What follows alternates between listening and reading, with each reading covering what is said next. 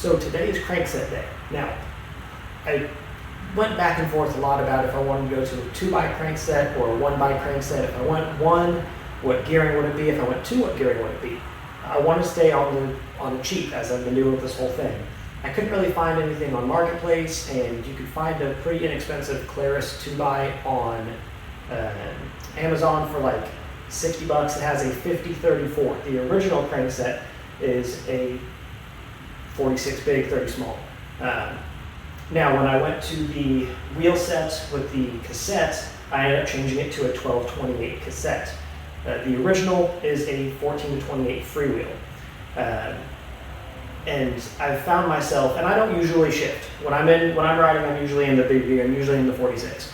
So I thought, okay, well, I can go smaller than that. I don't want to go up to a 50, like on those 2x setups. So I was like, okay, let me think about this. I want to do a 1x. What gear do I want? I want to go 42 tooth. I did it calculations, and this is what I came up with. So excuse the board, my wife ran over it with her car before I wrote this stuff down. So usually my cadence is between 75 to 80 RPM, kind of on average. So I do now have a 12-28 cassette on there in the back. If you guys saw the wheel video, that's what I put on there with those spacers. It's been working great. 14-28 freewheels, what it came with. Like I said, 30-46 front. I'm now going to a 42 tooth front, and my RPM staying between 75 to 80 while I'm riding. Here's the calculations. This is where I started to get into it. So with a 46, the original, and a 14 in the back at 75 RPM, you're running 22.8 miles an hour. I've said it before, it wasn't a fast bike. Not that it's meant to necessarily be a fast bike, it's meant to get people out on the road, but it's not really a fast bike. With a 46 to 12, again, 46 to 12 as it sits right now, 75 RPM, 26.6 miles an hour. I very rarely found myself in that 12 and 46. When I ride, I'm usually, unfortunately, riding by myself, not in a group of people or anything like that. So that kind of scrapped that, threw it off the table. That's why I wrote no moss, because after today, that's no moss.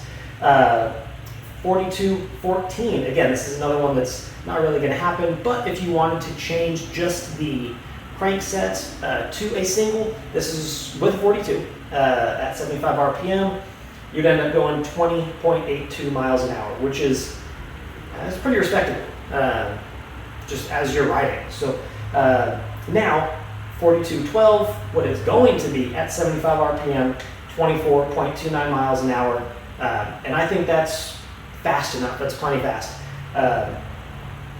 With the original, in the small gear, as it's set up from Ozark Trail, 30-28, that's going to be your small in the front, big in the back, 7.4 miles an hour. That's really crawling. Maybe at some point people would need that. I've never shifted the front one. So the new one, 42-28, is going to be my 1x in the front, my largest gear in the back, 10.4 miles an hour at 75 RPM.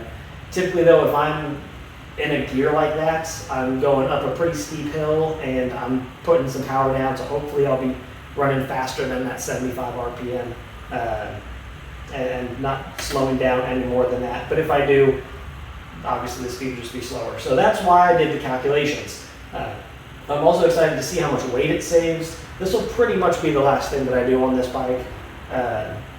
I like the group set. It shifts really well. If I do another one, it'll be later down the road, but with the addition of the wheels, the carbon fork, different C-posts, I mean, you guys hopefully have seen the videos, and if not, hopefully you have subscribed. If you haven't, it'd be cool if you did. Curious to see how much weight I've saved off this thing with the addition of the new crankset. We're going to get that put on here in just a sec. Thanks for watching. I appreciate it. And just real quickly, this is the cranks that I'm going to use. IXF cranks, 170 millimeter, and a 42 tooth 1x chainring. I'm actually going to use a Shimano bottom bracket. I have an extra one, and I have the tool for the Shimano bottom bracket. I don't have the tool for the supplied, but it does come with one. And it comes with all the hardware to mount it. It's a 104 BCD 42 tooth. I like this because you can mount it to the front or to the back, just depending on chainring spacing. That's something I'll check out to make sure that all the gears are shifting properly also. But I just figured I'd share kind of what it looks like off the bike. And now we're gonna get the cranks taken off. We're gonna get the pedals off of there first. Cranks taken off. I gotta remember to swap over the cadence sensor. I'm gonna pull that front derailleur off, and actually I think I might leave it on there temporarily just to check spacing, and then I'll end up taking it off. But yeah, easy as that.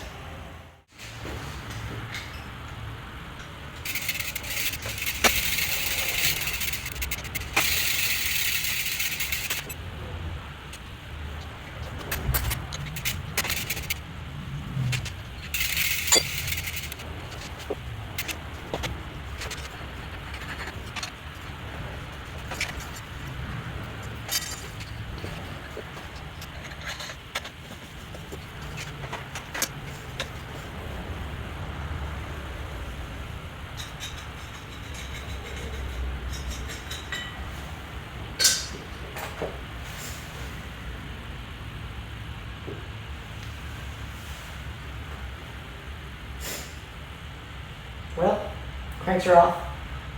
They are not as heavy as I was expecting. Now, I wasn't expecting to pull a ton of weight off the thing, but they weren't that heavy. So I'm gonna get the bottom bracket out, get spacing, lubricate, clean, the whole thing. And I will note, I wasn't having any problems with the bottom bracket. I know some people said that they become loose, anything like that. Mine was good. But it's a cold, rainy day in Dallas, and I wanted to do some upgrades. So keep watching. And I did forget to mention, you will need some special tools for this. Where did I put it? Here it is. This is a crank puller right here for a square taper crank, and then this is a bottom bracket tool for a square taper bottom bracket.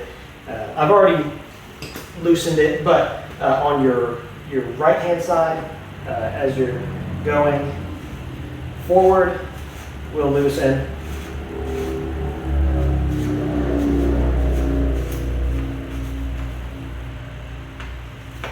And then I can hop over to the other side and get the rest of the bottom bracket out. There's another cup on the other side. But I figure if you're gonna try and do this at home, you do need special tools. Like I said, bottom bracket puller, and then there's a square taper crank puller. That's gonna pull the crank off of the bottom bracket right here. So something to note if you can do it at home, you do need to buy some special tools. Got done weighing the cranks in and of themselves with the bottom bracket. I didn't weigh the front derailleur or obviously the cable. Those cable minimal weight. Derailleur might be 100 grams or something, but the replacement crankset and everything 883 grams, and the factory one exactly 1200. So it's really not as bad as I was thinking it was going to be, but we're pulling some weight. But anyways, I'm gonna get the new bottom bracket and everything put in after I get this measured and spaced, and we'll be putting everything back together, and I'll end up getting this off of there because I do want to check just spacing of it. And I don't have a link for my chain, so I'll probably end up having to cut the derailleur just because I'm lazy and I don't want to go buy one. So I'll probably end up doing that, weighing that separately, just once I make sure that everything is nice and lined up and good to go. So keep watching. Thanks again if you've made it this far. Hit that subscribe button. It'd be pretty cool if you did. It doesn't cost you anything, and it just it really keeps me wanting to make upgrades to this. And who knows, maybe that full suspension Ozark Trail bike is down the road sometime. So my bad. I forgot to turn the camera on when I was putting the bottom bracket in, but bottom bracket is in. Lube. Got everything attached for it. 42 tooth on the outside. Like I said, you can go on the outside of this or on the inside, just depending on how it falls with the chain line. Lubed up on the shaft. Anyways, that's all ready to go, and pretty straightforward.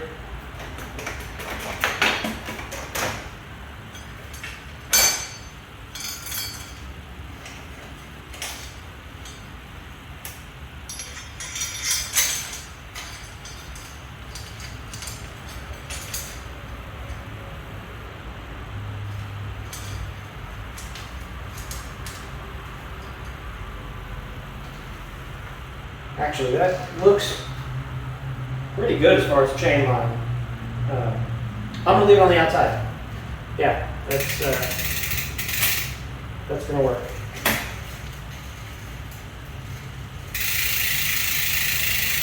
Cool. All right, well, I'm gonna get the other crank put on. The kit even comes with what you need for like tension on the bottom bracket. Yeah, I'm gonna get it put on, I'll get this taken off. Get a weight on this. Remember, it was 1,200 grams exactly. So I'm gonna see how much this weighs, and then we'll deduct that from the weight that we put on, and we should be all good to go. Cranks are on, and here's actually something pretty cool. So good on the company that makes these. I put some lube on, you gotta lubricate everything. Put some lube on the pedals, but as I was about to put it on, they actually already have lube in there. I checked not just on this side, but on the other side as well, and it spins great. So I'm excited to get these on. I'm gonna get this off of there and then get a final weight and run it through the gears, make sure everything's good. Hopefully I can ride tomorrow. It's supposed to be fairly nice tomorrow here in Dallas, but today is just ugly. But I'm gonna get these on and run through all the gears, make sure it's good, and we'll go from there. Took off the front derailleur. For you eagle-eyed viewers, yes, the cable is still there. I haven't pulled that off of there just yet. But I did weigh the remainder of everything that I had removed. It brought it up to 1,330 grams. So I did the math, it was about 440 something grams of savings, which is 0.98 pounds, which is significantly more than I thought it was going to be. So I'm pretty happy with how everything is. Once I take the bike off of here, I do want to run through gears, and we'll do that right now. I don't know how that's going to go, but we're going to find out. So here we go.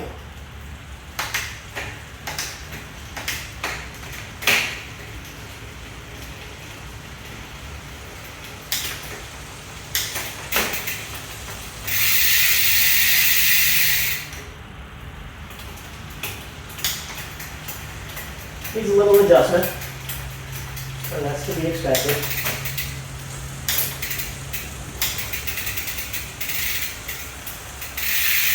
Okay, well, I'll get the adjustment done on it.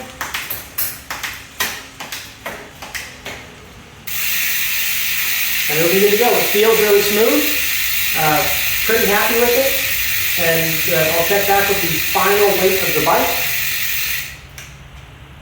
once I get everything adjusted and some stuff put away, and we'll get everything, like I said, weighed up and see what it's at. And I think that's going to be it for this bike. So 1x7, 42, 12 to 28 in the back, 2-seat carbon fork, changed the wheels, did the cassette upgrade, even though that's a larger, a 9, 10, 11 speed cassette on the back. We did the spacers on there. If you guys watched the other video when I did that, to run a 7-speed cassette, hydraulic cable actuated disc brakes. Yeah, so I'm about $625 into this thing right now, $625, all in, all said and done, and I'm happy. I'm really happy with it. Excited to take it on a ride. But again, I'm gonna weigh it. I'm gonna see what's at. I'm gonna clean up a little bit first, and that'll be the end. Thanks so much. All right, well, pretty much lastly, I wanted to show everybody the chain line on this thing. So with the 7-speed, that's right in the middle. 3 up, 3 down, 1 in the middle of 7. That is about as straight of a chain line as you're gonna get. Put that on the outside. If you're doing this, put it on the outside. That is absolute money. Well, there it is on the ground in all of its glory. Now, I will say I did a final weight. I was a little surprised. If you know how much this bike weighs from Walmart initially, it weighs over 30 pounds. In this current configuration, computer included, not that that's going to put a ton of weight into it, but it does. With the weight and the wheel sensors and all that stuff, we came in final weight of 23.8 pounds. I did the math twice on it, and I double checked twice, but 23.8 pounds. Can you believe it? About, like I said, about 650 bucks all into this thing. I am excited to ride this now. Like I said, crummy day here in Dallas. Tomorrow should be nicer. All of next week should be nicer. So I'm gonna get some miles in on this thing. Took, yeah, wow, 23.8. It's good to go. Thanks for watching, guys. If you haven't subscribed already, hope you do. It'd be pretty cool. Anyways, till next time.